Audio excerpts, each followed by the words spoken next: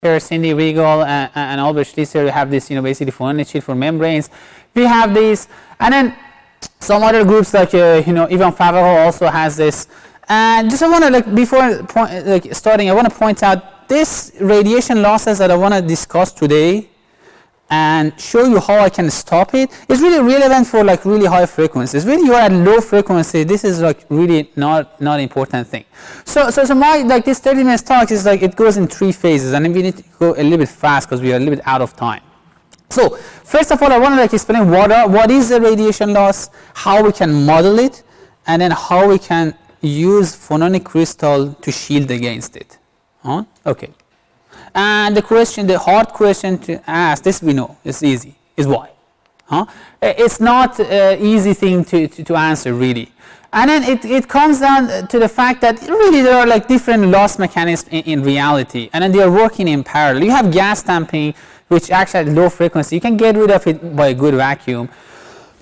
Then you have this sort of radiation losses that I want to discuss today. I'm going to open it. And then you have other type of losses, which is, let's say, friction, for example. This is the part that is basically modeled by imaginary part of Young's modulus. This is the thing that I kind of vaguely flashed out at the last basically slide of my last talk. So you can know, for example, one way of modeling this type of losses is insert artificial imaginary part to Young's modulus. So it gives you a complex basically frequency, and real part divided by two imaginary will give you a Q. Okay, so this is the thing I want to discuss today. And what is the radiation losses? So radiation losses are not, so it's kind of a little bit difficult to capture in acoustic domain, but people are really familiar with it in microwave domain, and it's nothing but just literally radiation. So I mean, so there is a duality between LC circuit and mechanical oscillator, literally one by one. And so equations of motion in linear fashion is also very same. So if you are working with LC circuits, there are two domains that exist. You are either in this lumped circuit model that the dimensions lambda parameter wavelengths are much I'm sorry, the other way. So wavelengths are much larger than your length scale. This is this is a mistake. Or you are in this antenna regime that your length scale is similar to your lambda. So if you are in this regime that your length scale, your frequency is too high, that your lambda is in the range of your dimensions of your geometry, you start to couple to the outside world via radiation. It acts like an antenna. And by radiation, what do I mean by radiation? It's radiation normally to substrate. I assume there is nothing around this mechanical oscillator. So I mean, vibration, my sound is a type of vibration, but this is an acoustic vibration through gas. So if I eliminate this gas, there is another channel you can radiate. It's a substrate. I mean, your object is connected to something, and still it can. So silicon substrate is a continuum of modes that you can couple to. And this is two examples that we will see similar examples. This is from my own work that you can see basically double clamp beam at low frequency that there's not much of radiation, and then high frequency that it radiates. And then this is something that is not what I invent. I mean, you can see it in reality. So this, for example, in the case of this double clamp beam, you can see this effect of basically radiation losses versus friction. At low frequency, friction is the one that dominates, but as you go to really high frequency, your circuit is not lumped anymore, so it would radiate. So actually, this is 2 points. So here it would really radiative.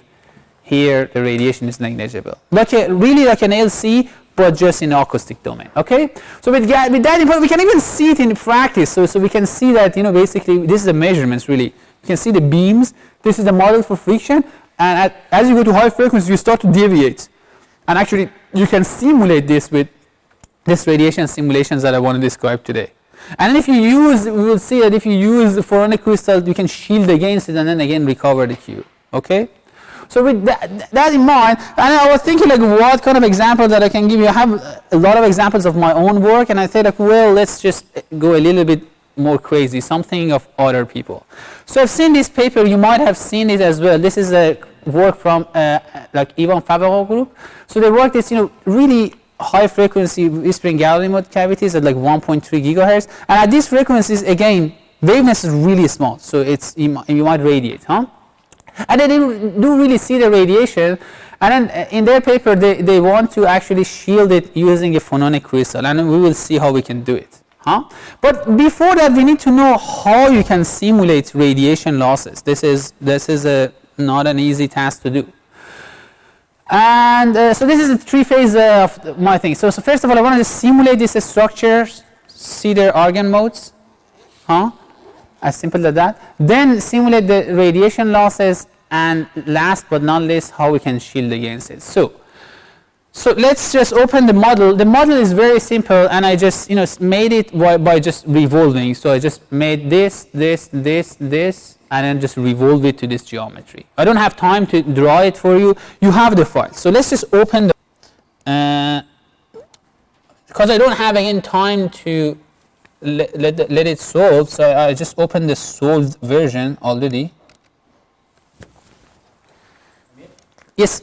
Where's the model? So in the folder, if you go, it should be disk PML no shield. This is just a model, huh?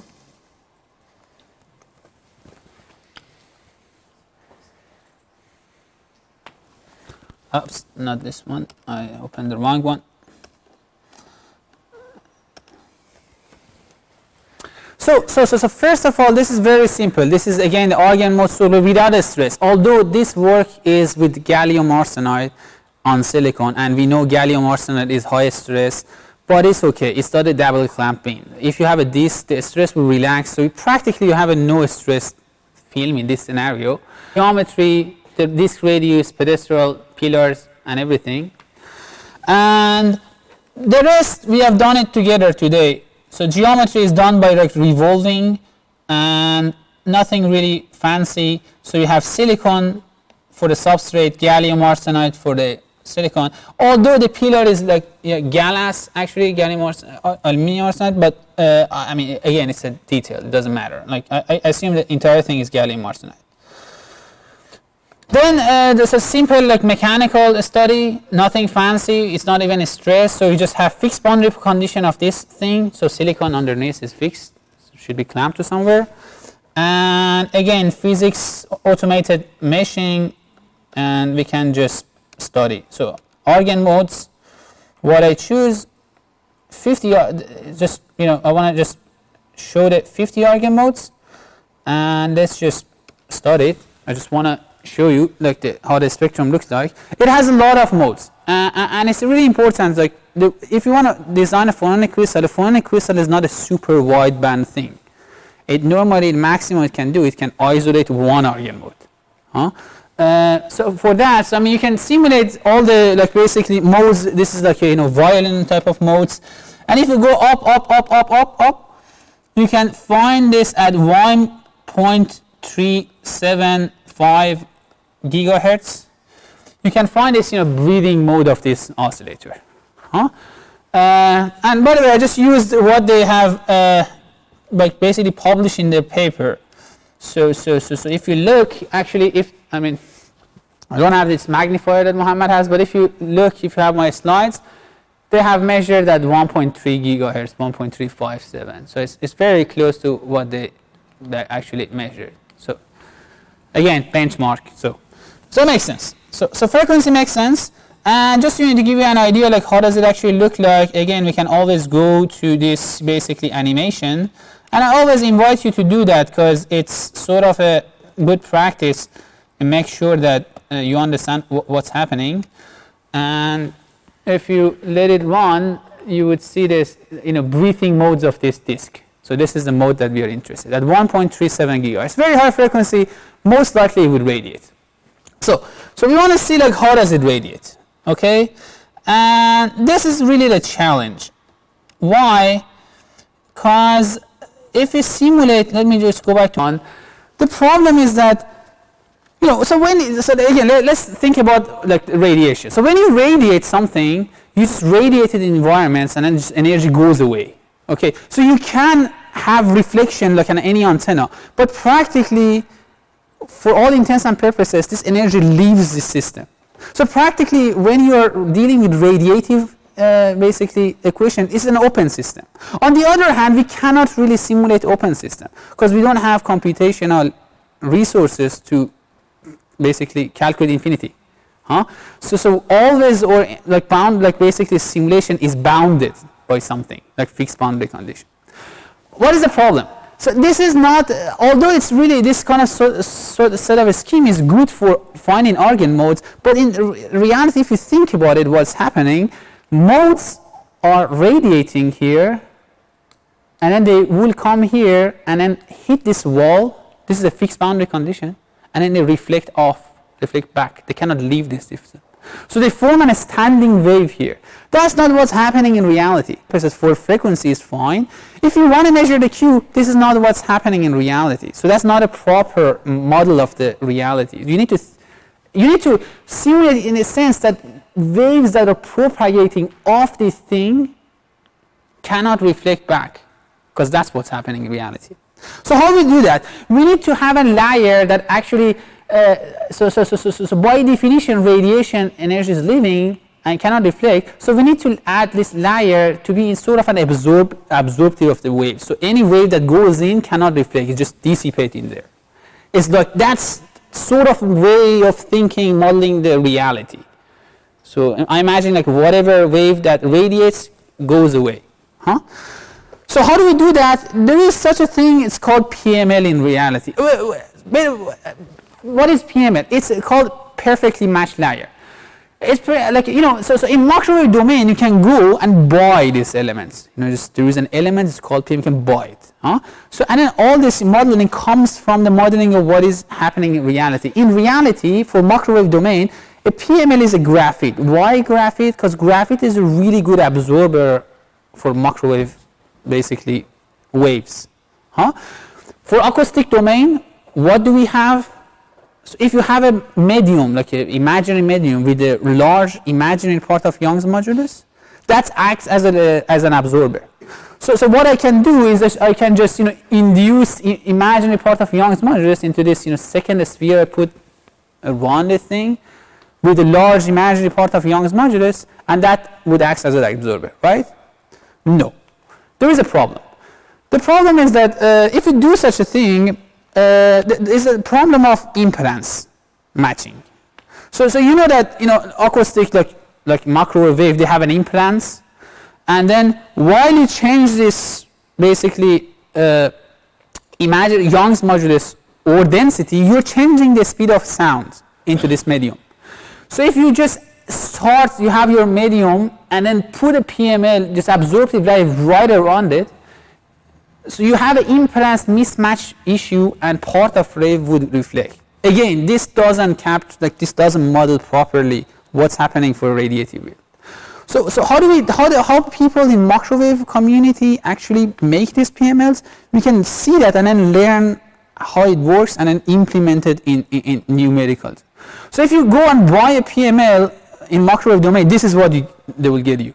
So it's just basically for example, if you are working with waveguide, it's a piece of waveguide terminated at the end, mechanic walls, and the graphite pit this shape. What is why it's not graphite pit like filled all the way? Because they don't want to have this reflection of this transmission. So the idea is like so you go from this vacuum like air to this absorptive layer slowly by slowly. So since you move slowly, the field like wave planes doesn't feel this sudden change in impedance, and then they don't reflect. So that's why it's called perfectly matched layer. So you're at any given point your impedance matched. And then you can see the longer this graphite piece is, the better, the more matched it is, the smoother you go to this PML layer. And that's exactly what we need to do for doing a PML. So we need a PML layer with a Young's modulus, or if you're in optical domain, reflective index, a real part, And then the imaginary part, that which is an absorber. So you have three different basically parameters. The absolute value of Young's modulus, just how much absorptive it is. What is the length of these things? And then there's polynomial factors. It could be linear. You can have it like, basically hyperbolic or other crazier thing. So the linear is the simplest case. So you want to increase, so you want a medium that this imaginary part of Young's modulus is not just it doesn't have just an imaginary part, but this imaginary part slowly increases as you penetrate deeper and deeper into this PML. Okay? So that's the logic of PML. I want you to know what the PML is, and then let's just set it up. So how do we set up it? When I started doing this job, what I'm going to describe didn't exist at the time. So we had to literally implement PML using equations of motion.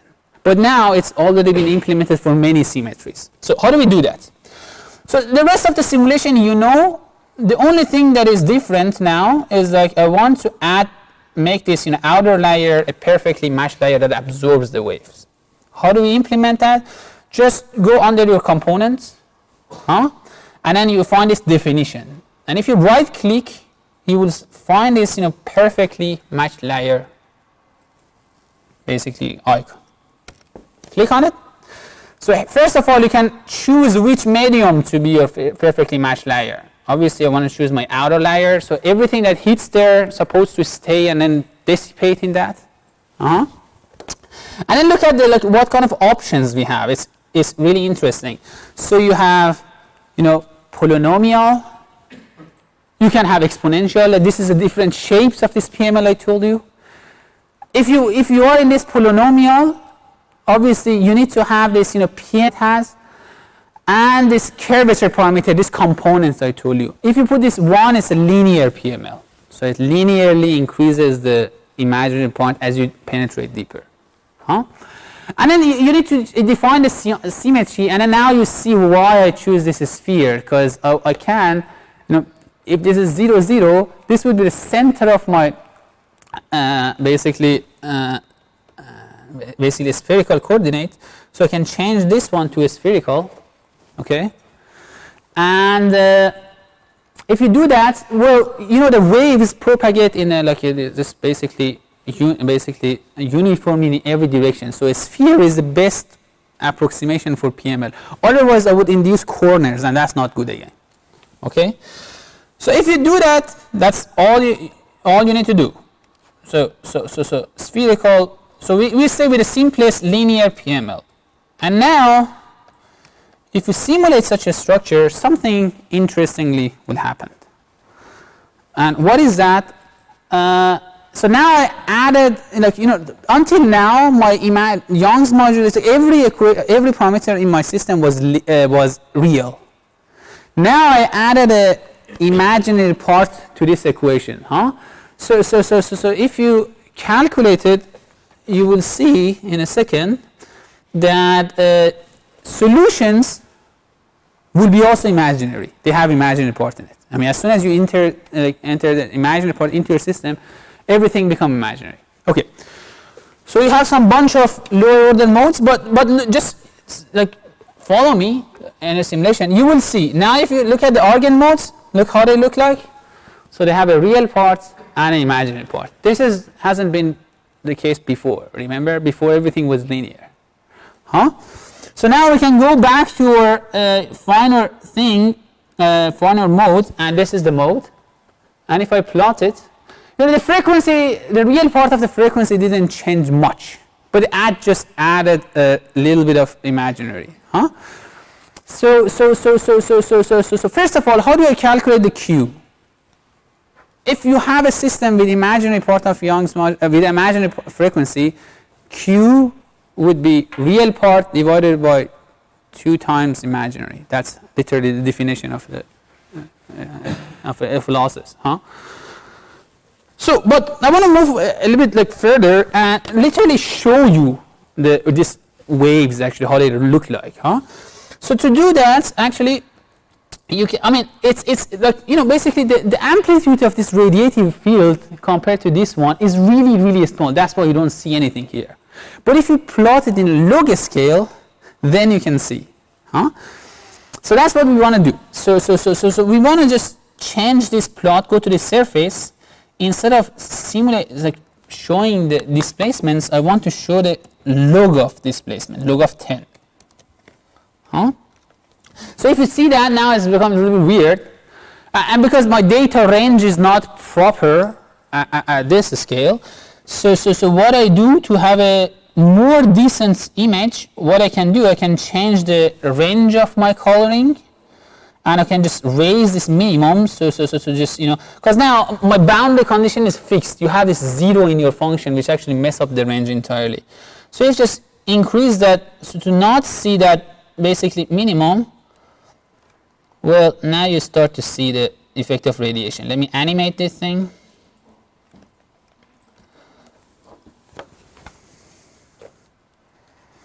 So now you can see the effect of radiation in a color in animation. Huh? This is nice. Let me just put in a repeat mode. So what do you see? You see that the waves coming from the pedestal, they propagate through this silicon, and then it reaches this PML and it damps. They don't reflect off this PML. Yes? So I'm completely missing the physics now.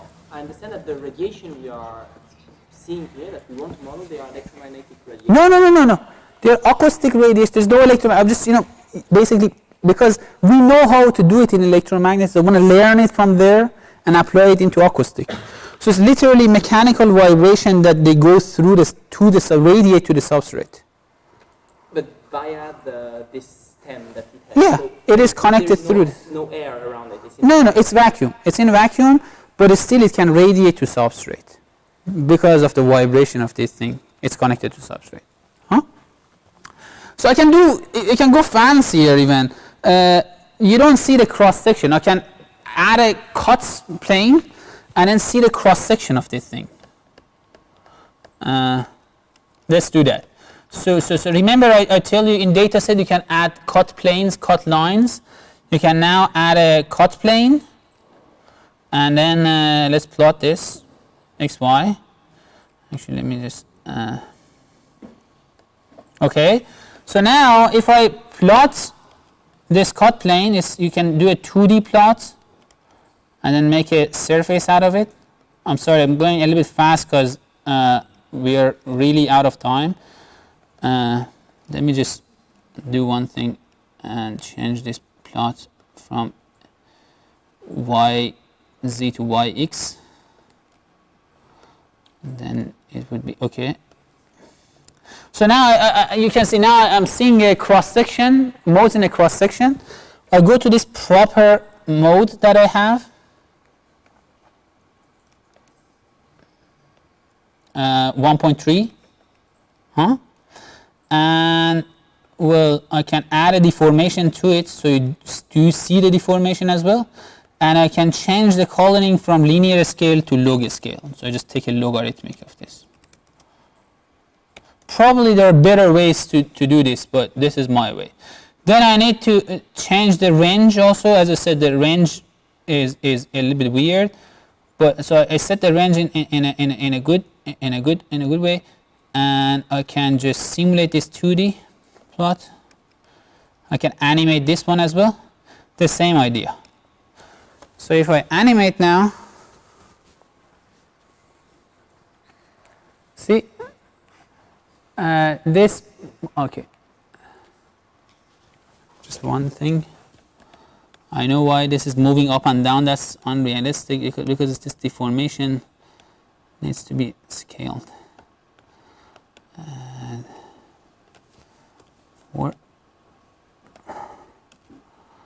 Okay, let me just zoom back.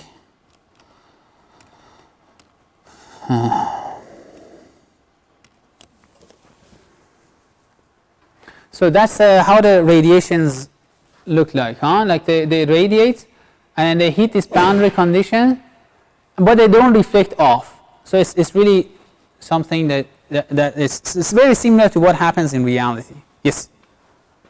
So I understand that we've been building this half sphere down there to Yeah. model the bound. I mean the model the infinity, sort of. Exactly, but doesn't it exist? So just to understand the philosophy of the program, isn't it possible to just cut at the bottom of this stem and say, oh, this is a boundary condition where everything that goes past this boundary is just lost? Yeah, so we have a boundary condition called PML boundary condition as well. This is what we implemented. No. This is another way of doing that. The problem with the boundary condition is like it's hard to get a mode matching condition correctly. So a part of wave might reflect off this surface. But if you have a bulk of PML, you can instead of fixed layer, you can put a PML boundary condition. Such a thing exists. I do not very much recommend it because it's much more difficult to set up than this one. There are details of it. You need to make sure that the waves don't reflect off that boundary condition. So this can be done artificially somehow by the software. Yes and no. Well, software depends on the symmetry. I mean, we can talk about that. It's a good question. Yes and no. If you're in a specific case, it can be implemented, but in a general condition, not necessarily. But it's detailed because I'm a little bit out of time. Let me just move forward. So because I have one last phase. What I did basically, I mean, here I just had time at home to simulate a bigger picture. First of all, one of the things in PML like mesh, you need to sweep the length of how much PML you need to have in order to completely damp the wave. It's open question. You need to increase the length of it until, then you're not actually changing the solution by increasing. So you make sure all of it is damped. And then, so now you can see that's actually and also silicon layers. So you need to have, you're simulating objects in a box, not in reality. So you need to have it big enough to mimic the reality.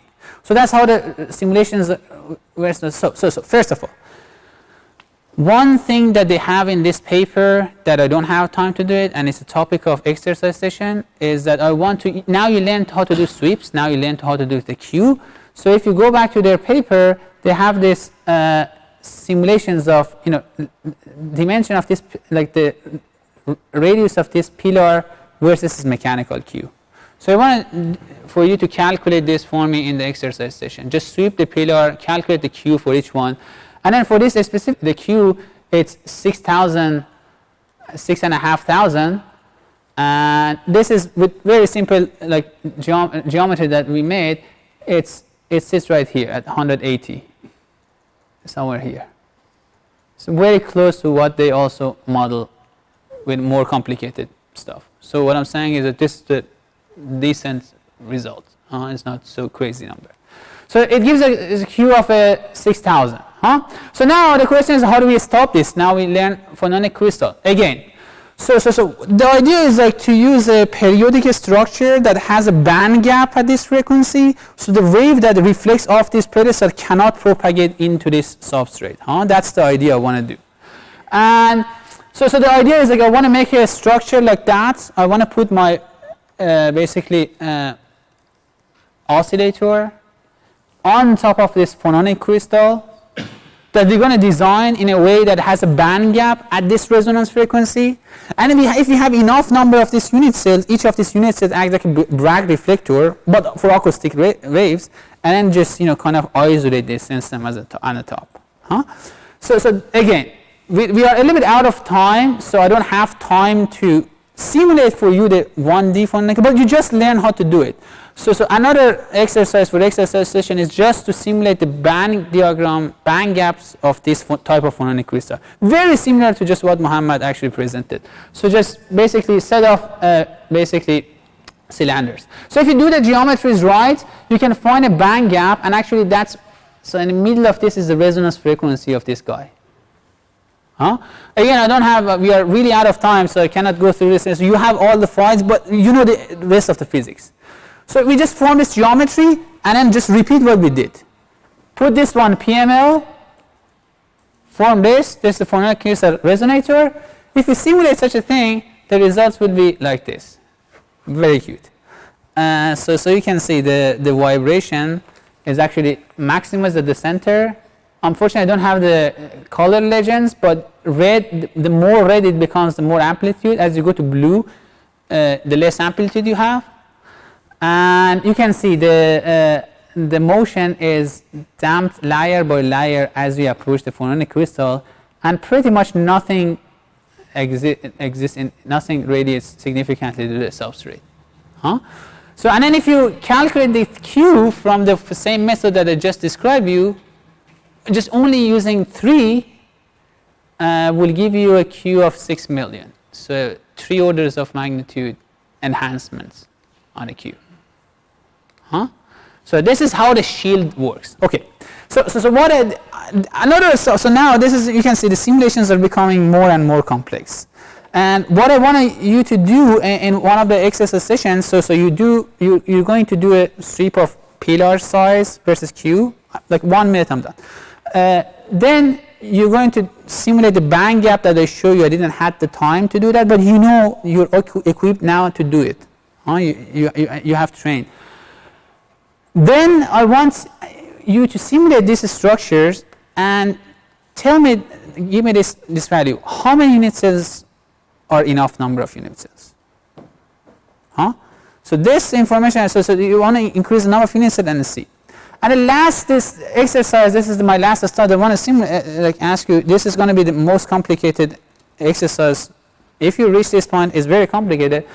It's a real example of what, for example, people have done in a group of Oscar painters. So this is a very famous structure. I'm pretty sure all of you know that is Phononic crystal, and you have this phononic shield. And what they claim is that this phononic shield, exactly similar to what we did. If you don't have it, the stuff would radiate out, and if you have it around, they will stop this radiation, and they enhance the Q. So I want you to show this. There are 2 ways to do that. You also have a phononic crystal inside. So I want to show you, tell me that, is it necessary to have this shield around, or can we have more holes? Because these holes also form like a phononic crystal. And does it enough to stop this radiation by having more holes? Which is more efficient, which is not? Okay? All good? Any question? Yes? How do you, I think you said it just probably determine the thickness of your PML layer. So this I tried to explain once. There is no good way to do it. It's the same question as how good a mesh can be. You need to simulate it. You need to increase the thickness of. Obviously, if you have it too thin, before it reach, it cannot damp before you reach this fixed boundary condition. So you need to have it long enough. How long is good enough? You need to increase it step by step till your result saturates. Okay. Another question. Good. Actually, you can do this integrate. You can take the values on the boundary and integrate it, right? And then you see if it's large or not. Is that a good way? You mean the energy dissipated in the PML? That's one way. Another way of doing it. In the PML, you just take the values on the boundary, how much it reaches. Well, with this boundary you can't, because it's 0. It's by definition the amplitude is 0 at boundary. So I assume you take a exactly, you need to have a volume integration in that sense. That's one way of doing it. But normally the easier way is like, if your Q, like if you increase the boundary and then the Q doesn't change, it means like it's good enough. Okay, yes. This one. There is the phononic crystal actually on the sides of this gap. Which one is me? Left and right side doesn't make any sense. Actually, would it make more sense to just have the phononic shield at the clamping point of the beam? Yeah, you mean 1D? You mean 1D? 2D, but only in proximity of the clamping points. Well, that destroys the optical properties. You want, this is optical and mechanical thing. So you want to have this sharp edges off the optical resonator as well. So you want to shield mechanics without destroying optics. But there are a lot of debates to ask whether this is like overkill or this is a necessity. Like short answer is it's overkill. You can just do it by just having enough more holes. It would do the job. but that's another way of doing it.